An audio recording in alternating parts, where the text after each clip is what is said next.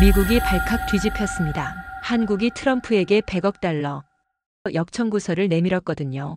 트럼프는 한국을 출금 통장이라 조롱하며 방위비 100억 달러쯤은 손쉽게 뜯어낼 수 있다고 자신했어요. 그러나 한국이 최초로 내민 주한미군 기지 이용료 역청구서 앞에서 그 오만한 확신은 산산조각 났죠.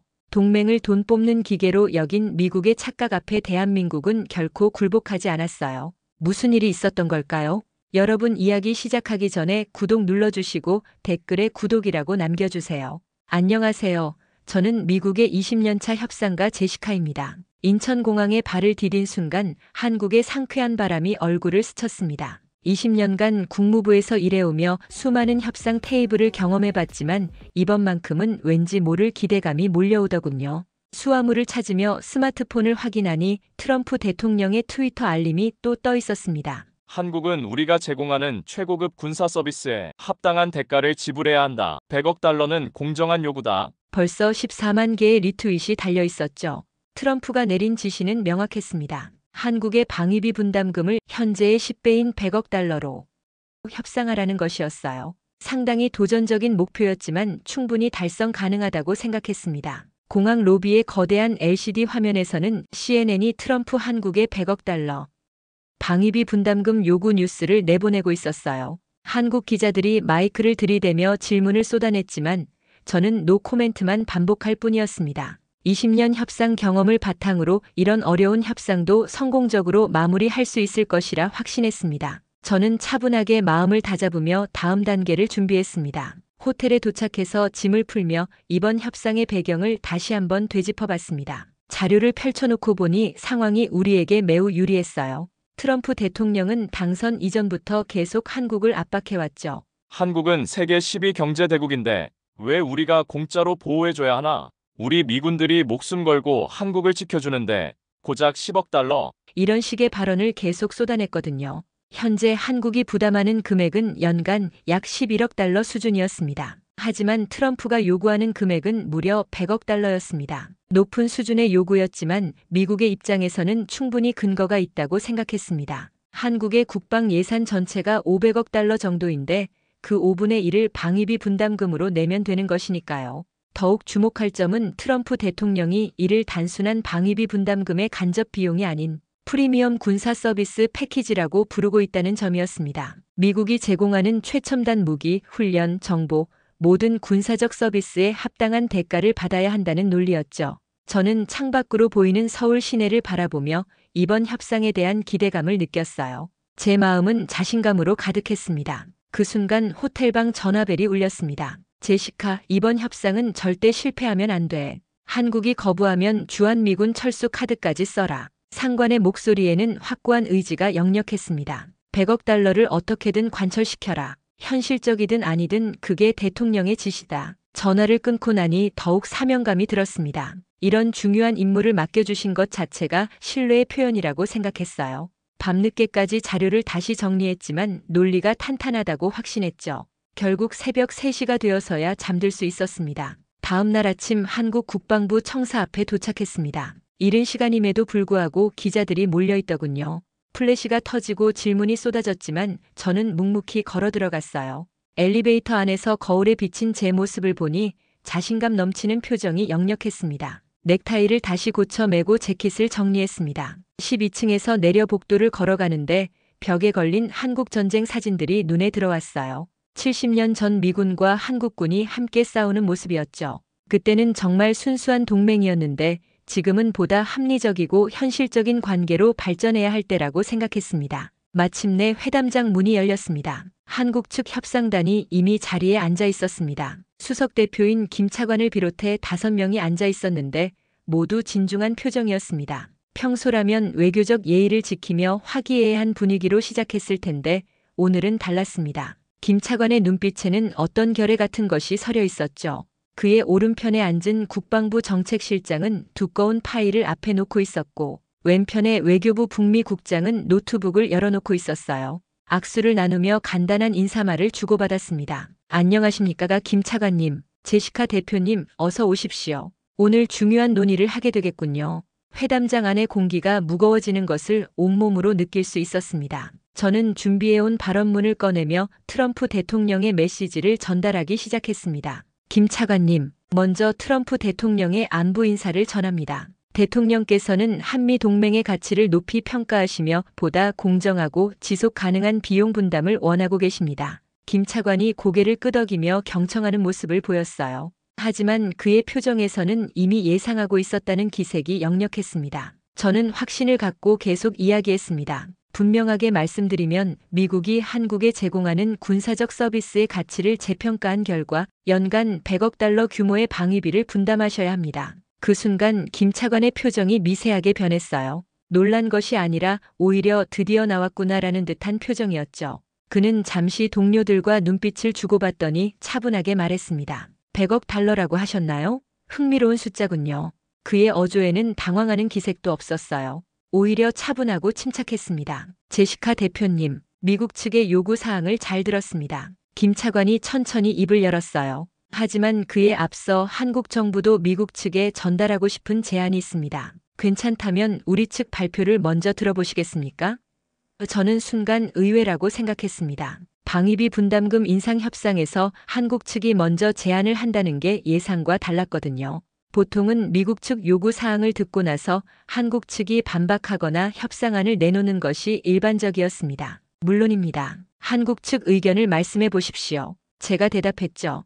김 차관은 미소를 지으며 고개를 끄덕였어요. 감사합니다. 오늘 우리가 준비한 자료는 매우 흥미로울 것입니다. 특히 주한미군의 존재 목적과 관련해서 말이죠. 그의 표정에서 진지함과 자신감이 동시에 느껴졌습니다. 저는 펜을 들고 메모할 준비를 하며 귀를 기울였어요. 과연 어떤 제안을 할지 궁금하기보다는 우리 논리로 충분히 반박할 수 있을 것이라는 자신감이 더 컸죠. 김 차관이 첫 번째 파일을 열어젖혔습니다. 제시카 대표님, 혹시 2016년 사드 배치 결정 과정을 기억하십니까? 갑작스러운 질문에 저는 잠시 당황했어요. 물론입니다. 북한의 핵미사일 위협에 대응하기 위한 방어 체계였죠. 맞습니다. 그런데 말입니다. 김 차관이 첫 번째 자료를 테이블 위로 밀어냈어요. 사드 시스템의 ANTPY-2 레이더 사양서입니다. 여기를 보시죠. 그가 가리킨 부분을 보니 기술적 세부 사항들이 빼곡히 적혀 있었어요.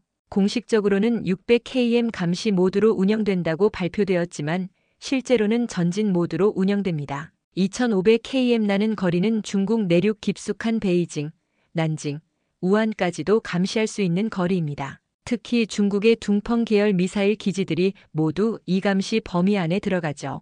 김 차관은 계속해서 설명했습니다. 중국이 그렇게 격렬하게 반발한 이유가 바로 이것입니다. 단순한 북한 미사일 방어가 아니라 중국의 핵 전력을 실시간으로 감시하는 시스템이라는 것을 그들도 정확히 알고 있었던 것이죠. 그가 두 번째 자료를 꺼냈어요. 이것은 중국 국방부가 2017년에 발표한 공식 성명서입니다. 한반도 사드 배치는 중국의 전략 억제력을 약화시키려는 미국의 의도라고 명시되어 있습니다. 또한 중국은 보복 조치로 한한령을 실시했고 한국 경제에 수십억 달러의 손실을 입혔죠. 저는 점점 불안해지기 시작했어요. 한국 측이 어디로 가려는 건지 감이 잡히지 않았거든요. 제시카 대표님, 혹시 이런 생각을 해보신 적이 있습니까? 사드가 정말로 한국 방어를 위한 것이라면 왜 서울과 수도권을 보호할 수 없는 위치에 배치했을까요? 김 차관의 질문에 저는 답할 말이 없었어요. 실제로 경북 성주에 배치된 사드는 서울 지역을 방어하기에는 거리상 한계가 있었거든요. 성주에서 서울까지는 300km가 넘습니다. 사드의 요격 범위를 고려하면 수도권 방어에는 부적절한 위치죠. 하지만 중국 감시에는 최적의 위치입니다. 더 흥미로운 자료가 있습니다. 김 차관이 세 번째 파일을 열었어요. 2006년 한미 간에 합의된 전략적 유연성 협정 문서입니다. 당시 노무현 정부가 강력히 반대했던 바로 그 협정이죠. 그가 펼쳐 보인 문서에는 영어와 한국어가 병기되어 있었어요. 여기 3조 2항을 보시죠. 주한미군은 한반도 방어뿐만 아니라 동북아시아 지역의 평화와 안정을 위해 기동적으로 운용될 수 있다고 명시되어 있습니다. 즉 대만 해협이나 남중국해에서 분쟁이 발생할 경우 주한미군이 투입될 수 있다는 뜻이죠. 저는 내심 당황했지만 침착함을 유지하려 했어요. 그것은 극한 상황에서의 이론적 가능성일 뿐입니다. 정말 그럴까요? 김 차관이 미소를 지으며 네 번째 자료를 꺼냈습니다. 제이비어 브런슨 주한미군 사령관이 미국 육군협회 태평양 지상군 심포지엄에서 한 발언입니다. 직접 들어보시죠. 그가 노트북을 조작하자 스피커에서 브런슨 사령관의 목소리가 흘러나왔어요. 한국은 중국 앞에 떠있는 항공모함 같다. 주한미군은 북한을 격퇴하는 것에만 초점을 맞추지 않는다. 우리는 인도-태평양을 넘어 글로벌 안보 위협에 대응하는 작전과 활동, 투자에도 초점을 맞추고 있다. 음성이 끝나자 회담장에는 정적이 흘렀어요. 김 차관이 천천히 입을 열었습니다. 제시카 대표님, 이제 이해가 되시나요? 주한미군의 목적이 언제부터인가 변해버린 것입니다. 한반도 방어에서 중국 견제와 글로벌 전략 투사의 전진 기지로 말이죠. 저는 반박하려 했지만 적절한 말이 떠오르지 않았어요. 한국 측이 제시한 자료들이 모두 미국 정부의 공식 문서나 발언에서 나온 것들이라는 점이 가장 곤란했죠. 하지만 북한 위협은 여전히 존재합니다. 주한미군의 핵심 임무는 물론입니다. 김 차관이 제 말을 끊었어요. 하지만 그것만이 전부는 아니라는 것이 문제입니다. 더욱 중요한 증거가 있습니다. 그가 5번째 자료를 꺼냈는데 이번에는 두꺼운 보고서였어요. 미국 국방부가 의회에 제출한 인도-태평양 전략 보고서입니다. 여기 47페이지를 보시죠. 보고서를 넘기자 한국 관련 부분이 나왔어요. 주한미군은 한반도 안정뿐만 아니라 중국, 러시아, 북한을 포함한 다중 위협을 억제하고 글로벌 전략 투사를 지원하는 핵심 전력이다. 특히 1차 돌연선 방어에 있어서 주한미군의 역할은 점점 중요해지고 있다. 김 차관이 형광펜으로 밑줄 친 부분을 가리켰어요. 1차 돌연선이 무엇인지 아시죠? 일본 큐슈에서 오키나와, 필리핀, 보르네오를 잇는 중국 봉쇄선입니다. 이 보고서는 주한미군이 한반도 방어가 아닌 중국 봉쇄 작전의 핵심 전력이라고 명시하고 있어요. 여기서 끝이 아니었습니다. 김 차관이 진짜 핵폭탄을 터뜨린 것은 바로 그 다음이었죠. 이제 용산 기지에서 평택 기지로의 이전에 대해 말씀드리겠습니다. 그가 꺼낸 6번째 자료 뭉치는 정말 두꺼웠어요. 2004년부터 2018년까지 14년간 진행된 이 대규모 이전 사업, 혹시 총 비용이 얼마인지 아십니까? 약 100억 달러 정도로 정확히는 110억 달러입니다. 그런데 이 중에서 미국이 부담한 비용은 얼마일까요? 김 차관의 질문에 저는 답하기 어려웠어요. 한국이 90% 이상을 부담했습니다. 정확히는 102억 달러를 한국이 지불했죠. 그가 회계 장부를 펼쳐 보였어요. 토지 매입비 15억 달러, 기지 건설비 35억 달러, 인프라 구축비 25억 달러, 이전 비용 12억 달러, 기타 비용 15억 달러. 모두 한국 국민의 세금으로 지불되었습니다. 미국 측은 이를 효율성 향상과 서울 도심 부담 완화라고 설명했지만 실제로는 무엇이었을까요? 그가 거대한 지도를 펼쳐 보였습니다. 평택의 지리적 위치를 보십시오. 서울에서 남쪽으로 70km, 중국 산둥반도와는 불과 500km 거리입니다. 대만 해협까지는 1400km, 남중국해 북단까지는 2000km입니다. 김 차관의 설명이 더욱 구체적으로 이어졌어요. 캠프 험프리스는 현재 아시아 최대의 미군 기지입니다. 활주로 길이만 2800m로 대형 수송기와 전투기 운용이 가능하죠. 그가 기지 설계 도면을 보여줬는데 정말 놀라웠어요. 보급 창고 면적만 500만 평방미터, 유류 저장 시설은 50만 리터급이 20개나 됩니다. 이 정도 규모면 단순한 한반도 방어 기지가 아니라 영내 전체를 커버하는 전진 기지죠. 저는 정말 당황스러웠습니다. 한국이 110억 달러를 부담해서 만든 기지가 실제로는 중국 견제를 넘어선 미국의 글로벌 전략 투사 기지라는 것이었거든요. 더욱 중요한 것은 이겁니다. 김 차관이 평택 기지의 3D 모형을 꺼냈어요. 지하 벙커 시설만 100개가 넘습니다. 핵 전쟁에도 견딜 수 있도록 설계되었죠. 통신 시설도 괌, 하와이, 본토와 직접 연결되는 위성 통신망을 갖추고 있어요. 이런 시설이 단순한 북한 방어용일까요? 이런 관점에서 바라볼 수도 있다는 생각이 들어 더욱 당황스러웠죠. 그런데 여기서 가장 흥미로운 점은 이겁니다. 김 차관이 7번째 자료를 꺼냈어요. 평택 기지 완공 이후 중국의 반응 변화입니다. 2018년 기지 이전이 완료되자마자 중국이 무엇을 했는지 아십니까? 그가 보여준 것은 위성 사진이었어요. 중국이 산둥반도에 DF-21D 대함 탄도 미사일 3개 여단을 추가 배치했습니다. 그리고 랴오닝성에는 DF-26 중거리 탄도 미사일 2개 여단을 배치했죠. 이 미사일들의 사정거리가 얼마인지 아시나요? 저는 고개를 저었어요. DF-21D는 1500km, DF-26은 4000km입니다. 모두 평택 기지를 겨냥할 수 있는 거리죠. 중국이 평택 기지를 단순한 한반도 방어 기지가 아니라 중국 견제 거점으로 인식하고 있다는 증거입니다. 김 차관이 중국 군사 배치도를 펼쳐 보였는데 정말 충격적이었어요. 평택을 중심으로 동심원이 그려져 있고 그 안에 중국 미사일 기지들이 표시되어 있었거든요. 현재 중국은 한국을 겨냥한 미사일만 1000여 발을 실전 배치하고 있습니다. 이 모든 게 평택 기지 때문이에요. 저는 정말 할 말을 잃었습니다. 이런 식으로 분석하면 한국의 주장에도 일리가 있어 보였거든요. 드디어 김 차관이 결정적인 카드를 꺼내 들었습니다. 이제 본론으로 들어가겠습니다. 제시카 대표님께서 트럼프 대통령의 100억 달러 요구를 전달해 주셨으니 한국도 미국에게 제시할 청구서가 있습니다. 그가 꺼낸 문서를 보고 저는 정말 놀라 자빠질 뻔했어요. 표지에 적힌 제목이 주한미군 기지 이용료 및 전략 서비스 수수료 청구서 연간 100억 달러였거든요.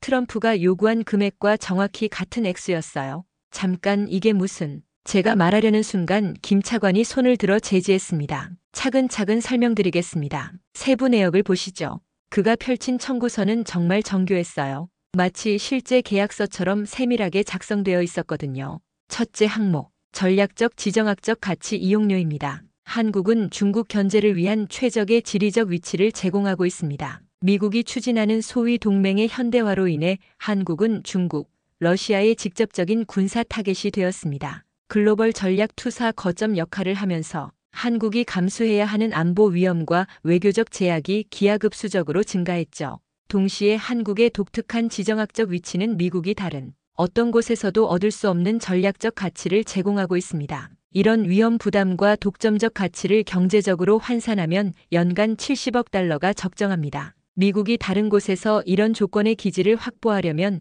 그 이상의 비용이 들 것이거든요. 정말 체계적으로 계산해온 것이었습니다. 그가 두 번째 항목을 가리켰어요. 둘째, 영공 통과료입니다. 미군 항공기가 한국 영공을 연간 3만 회 이상 통과하고 있습니다. 민간 항공기도 영공 통과료를 지불하는데 군용기가 예외일 이유는 없죠. 회당 5만 원씩 계산하면 15억 달러가 되는군요. 제가 중얼거렸어요. 정확합니다. 셋째, 항만 이용료입니다. 부산항과 평택항을 통한 군수물자 수송량이 연간 500만 톤입니다. 상업적 하역료 기준으로 톤당 200달러를 적용하면 10억 달러가 나오죠. 마지막으로 김 차관이 네 번째 항목을 펼쳤어요. 환경복구 선지급금입니다. 미군 기지 오염 정화에 드는 비용을 미리 받아두자는 거죠. 용산 기지만 정화하는데 2조 원이 들었습니다. 평택 기지는 더 클 테니까 5조 원 정도로 예상되고 이를 30년간 분할하면 연간 5억 달러가 됩니다. 그가 계산기를 최종적으로 두드렸어요. 70억 플러스 15억 플러스 10억 플러스 5억을 모두 합하면 100억 달러입니다. 그리고 나서 그가 미소를 지으며 덧붙였어요. 트럼프 대통령께서 100억 달러를 프리미엄 전략 거점 서비스 패키지 이용료로 받아야 마땅하지 않을까요? 저는 정말 할 말을 잃었습니다. 그들이 트럼프의 논리를 그대로 뒤집어서 사용한 것이었거든요. 더욱 기가 막힌 것은 모든 계산이 나름대로 합리적이라는 점이었어요. 이 순간 회담장의 분위기가 완전히 바뀌었습니다. 원래는 제가 한국 측을 압박해야 하는 입장이었는데 이제는 오히려 제가 궁지에 몰린 상황이 되어버렸어요. 김 차관은 여전히 침착한 표정으로 앉아 있었지만 다른 한국 측 참석자들의 표정에서는 만족스러운 기색이 역력했습니다. 특히 국방부 정책실장은 미소를 감추지 못하고 있었어요. 저는 당황한 기색을 감추려 애썼지만 쉽지 않았죠. 잠깐, 이건 좀 황당한 요구 아닙니까? 실제 발생 비용과는 전혀 다른 실제 발생 비용이요? 김 차관이 제 말을 끊었어요. 그럼 트럼프 대통령이 요구한 100억 달러는 실제 발생 비용에 기반한 건가요? 저는 대답할 수 없었어요. 실제로 주한미군 운영비는 연간 40억 달러 정도였는데 트럼프 대통령이 100억 달러를 요구한 것도 실제 비용과는 무관했거든요.